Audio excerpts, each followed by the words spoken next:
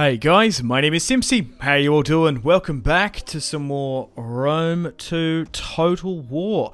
Here today on the channel, we have episode 5 of my DEI Divide Et Impera Rhodes campaign. Here today, we're going to be continuing our war against Lydia, pushing further into Asia Minor, and also, I think we're going to start a war with the Macedonians. I think that's what I'm going to do.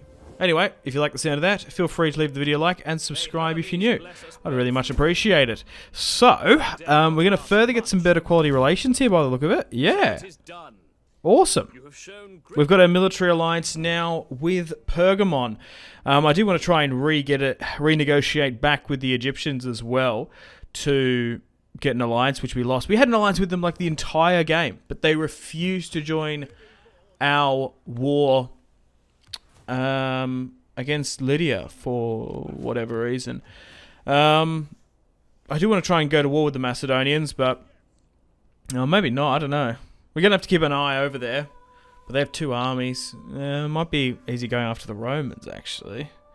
But anyway, we've got my fleet heading north to try and get more trade now with the Britannia tribes, hopefully.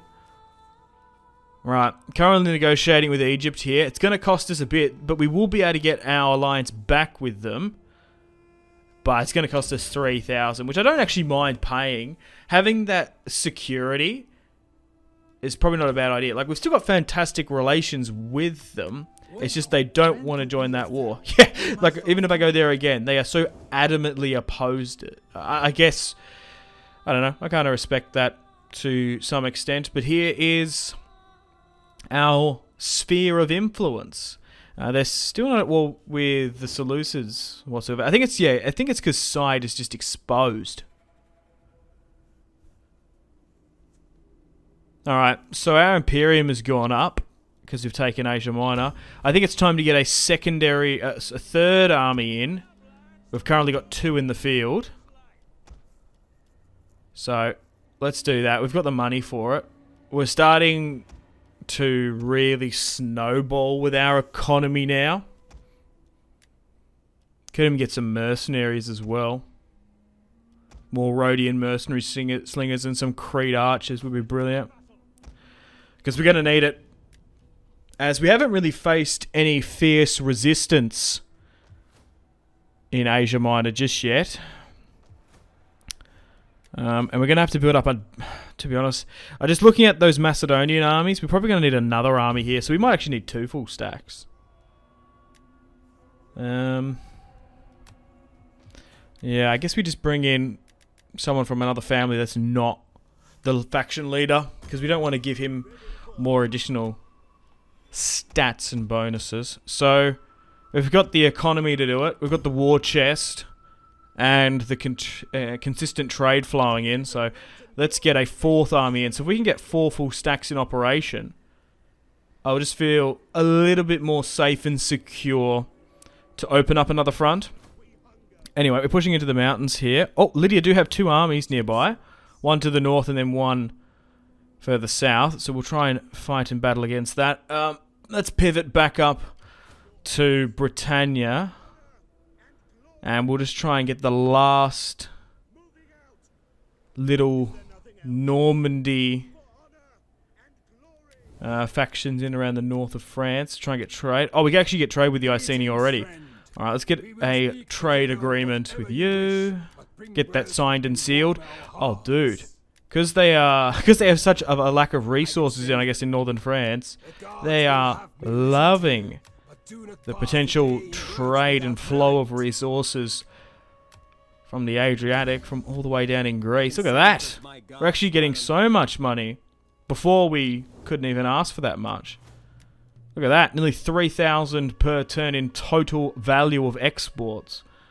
Fantastic. Okay, so we married off Acmus a fair few turns ago. I think we might be able to bring in the faction leader if we adopt her, because she's married to him, isn't she? That might do it. Because after the death of our faction leader in the first episode, Cosmas, there we go, the power has been split in Rhodes between the head of our family and then Eugenius as well. So hopefully they can be one in the same eventually. Like,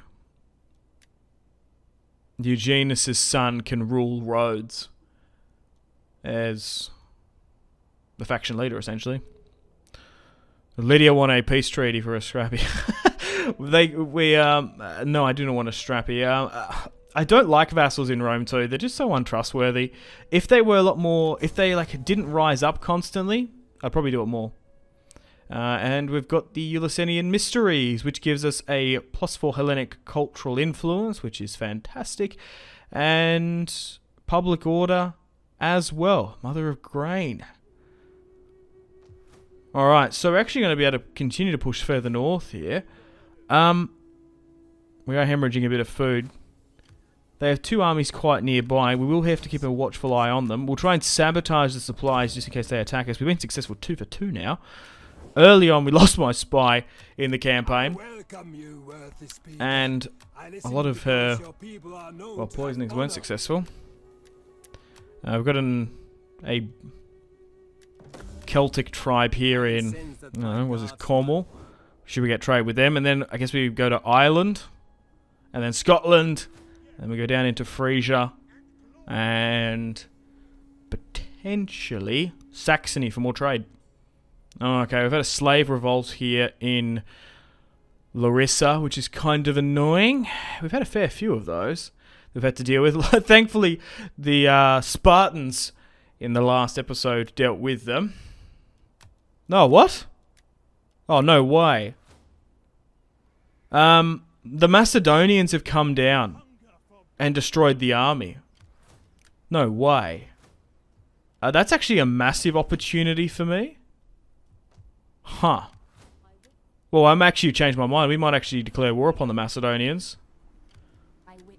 Hang on, so we've still got another army on the way. The Navy's still hanging out here in Asia. What's going on over here? We might have to deal with a war here first. So, a battle here first, because we've still got the war here. So, how did they actually get there? Did they trespass to this province? They must have. They must have gone through Ankara, which is held by the Galatians, or potentially the Egyptians, because we're going to be able to take another settlement from them here. Oh, this actually might work quite well, because I might actually make peace with Lydia, because I don't really have that much of an ambition just yet to push into Cappadocia, into central Anatolia. I want these coastal regions. This is where our trade and strength is going to lie. And the Hellenically sympathizers are, potentially.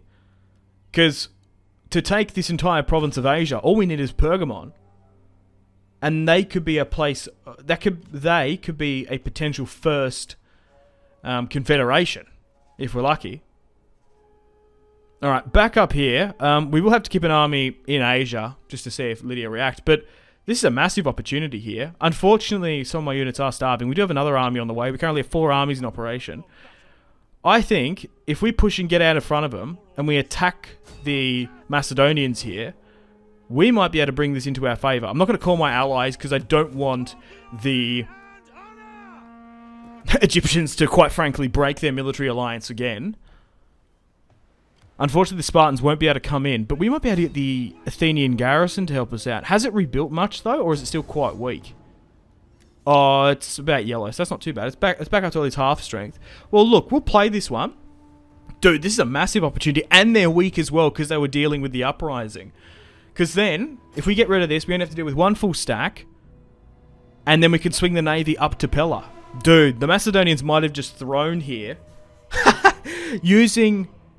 stoking the flames of a rebellion and uprising, causing a rebellion crisis in our territory, pushing it to the border to threaten Macedonian stability. Macedonians invade to get rid of the resistance, and then we attack the army. Dude, this could be the biggest bait and switch I've done in DEI. Dude, we've baited them so hard. And now we can crush their full stack that we've pushed to Athens. Hell yeah. Oh, dude. Sometimes you just hit aces, man, in Total War. And you've pulled out a really good tactical trap and maneuver. But we still have to win this fight, which is going to be easier said than done, as they do have pikes. You really must respect and fear the Macedonian phalanx. And it's actually going to be a bit of a fight for this high ground here as they're both charging. Alright, let's swing around my cavalry here. Maybe put them in the forest. So once we start engaging with our front lines, we can wrap around and do the Total War classic. The Total War classic hammer and anvil. Alright, let's make that look a bit nicer. Move my archers up as well.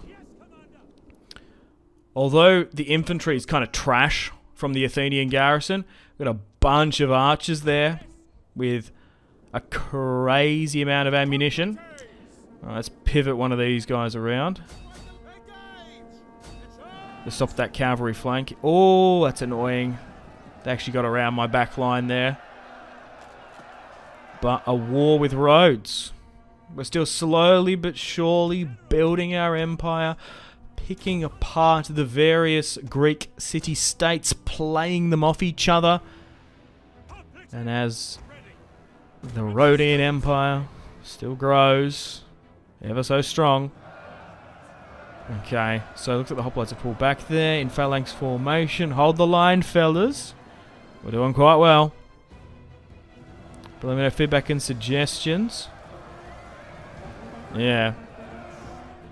I did ask whether or not to go to war with the Macedonians or the Romans in the last. A lot of you guys just want me to full send it on Rome. Because they can get too strong and they obviously look quite cool, but yeah, I guess just in this situation, everything just fell into the Macedonian. Everything just fell in our hand to take advantage of the Macedonians. Alright, let's move up here. We want to try and get my archers here. Look, you know what? We might even cheeky. Yeah, there we go. Let's cheekily flick on a flaming arrow shot. I quite often like normal shot. If we didn't have that reinforcing army, I probably wouldn't do it. But especially when we're angling, we're going to be able to get flammable ammunition to strike the rear and sides of this infantry, while our slingers and Cretan archers actually doing most of the frontal damage from the front. As the Macedonian pikes have actually made their way to the front line. We might actually need to start causing a rout and getting some high damage, ripping out the DPS. Okay, let's pivot these because I don't like units sitting too idly. Okay, my cavalry's moving into a position. So we've got the front line holding. We've got archers using flammable ammunition. And then we've got the cavalry going to try and stop and neutralize the archers hitting me. So, oh my god. The field is lit up into a field of fire as Macedon and their units burn. And they are going to capitulate big time here. Oh my god. Alright, let's give out some attack orders here. They are focusing a lot of their infantry in the center. And we'll try and retaliate and respond. Still wavering back and forth. I might get to a point where I have to diversify some of this firing pattern. Because their leadership is dropping because of the flames.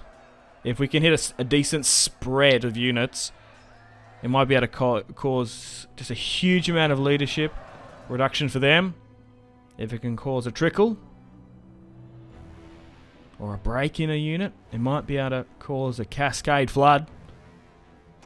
Alright, still dealing with their archers here. Got some units routing. They're currently running away as well. They're currently 4 Macedonian units running away. I don't even know if this is the most professional army. Like, it would have been better if they sent their chosen, but I don't know if this is... Is this the prime? Is this the elite? Is this what all Macedon has to offer? I don't even know. Anyway, let's march up with you guys.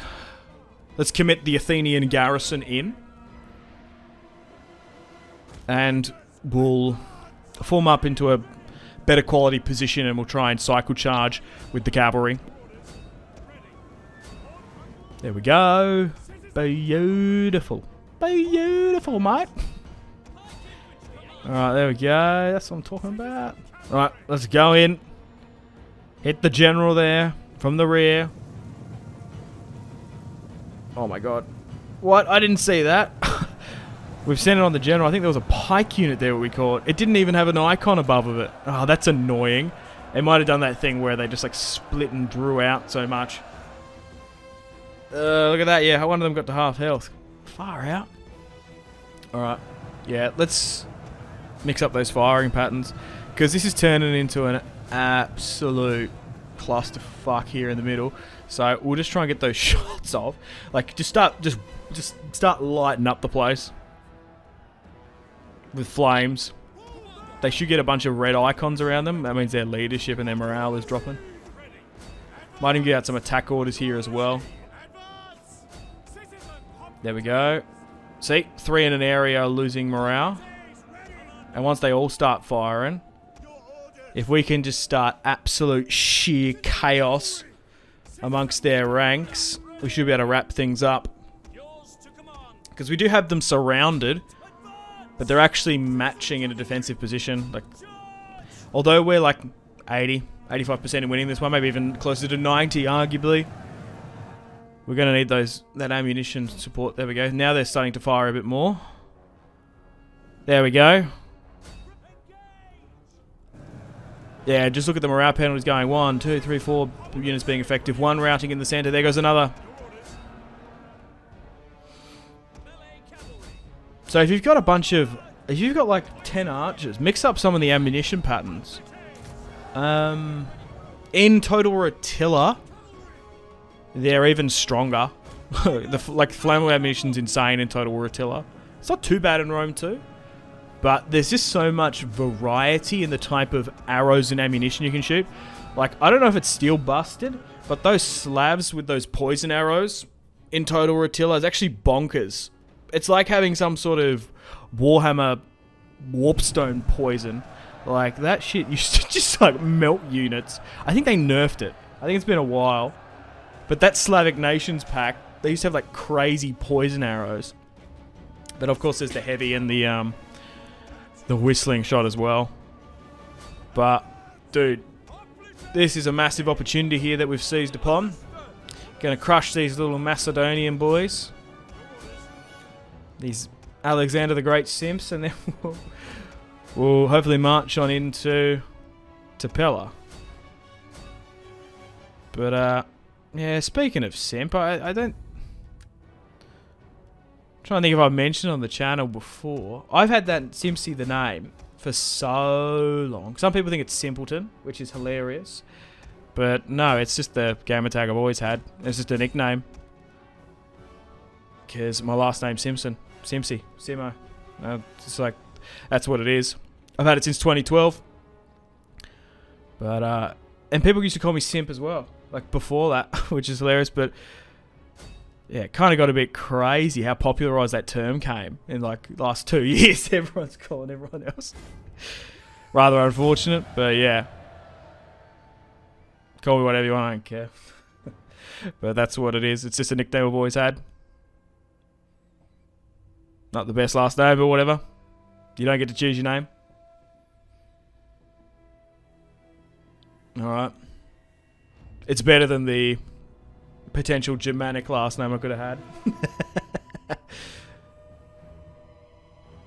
Which I'm not going to mention. But, yeah. Alright, what are we looking at? Because I've mentioned it before, yeah, my grandfather's from Austria. But yeah, anyway. 5,300 against the Macedonians. Not too bad. Good victory, good dub, we'll take that. And yeah. Yeah, hopefully now, they're not going to be able to flee, are they? We've actually sent them south. Which is rather unfortunate for them. Lucky they didn't retreat back to Macedon. That could have been an issue. But we've won a glorious victory here. Against the Macedonians. And now we're going to be able to push upon the initiative and take Pella. Which is another huge city in Greece. Dude, the amount of trade lanes and tariffs and cargo we're going to be able to send out of Pella. Perfect. We really are truly building a Hellenic maritime empire. It's not easy. We're fighting for it. We've had to have various decisive battles, as you can see there. Hard fought battles. But once we get to the empire sort of status, we're going to be laughing. We're going to be able to rival some of the major factions in this age of antiquity. Alright, the Macedonians have actually attacked me here during the end turn phase at Larissa. And, look, you know what? I'm actually going to play this one. And we'll play this one at the start of the next episode. So, unfortunately, it's time to end the video here. Thank you very much for watching. Hope you've enjoyed this episode. This episode's been huge. This has really changed, essentially the war in the north, how it could have turned out. We're going to be able to march on Intake Pillar now. That could have been a really long, protracted war. We could have lost so many more soldiers trying to seize and take out Pillar if they dug in with 2 full stacks and the garrison. But this is going to be huge. The quicker we can bring in Pillar, the more we can send those vast resources we conquered into other armies to hopefully try and conquer the Bosphorus and just like other territories in and around Asia Minor. So anyway, thanks guys for watching. Hope you've enjoyed today's episode. Stay tuned for episode 6 coming out soon. And yeah, I guess we'll leave this one on a cliffhanger. It's actually not the best odds, but hopefully we can try and win it out. It's going to be a defensive siege against the Macedonians. So hopefully I can win it. And then they're actually stuffed if we win this one. But anyway, take care guys, and I'll see you in the next one. Goodbye. Unfortunately, it's time to end the video here. Thank you very much for watching. Check out my social media links in the description below if you want to stay connected with me. I also want to say thank you to this month's patrons and channel members: Victor K, Sebastian C, Jordan K, Caesar L, Brian S, Tao, Lion B, Kyle P, Tom C, and White P. My name has been Simpzy. Much love from Australia. I'll see you in the next one. Goodbye.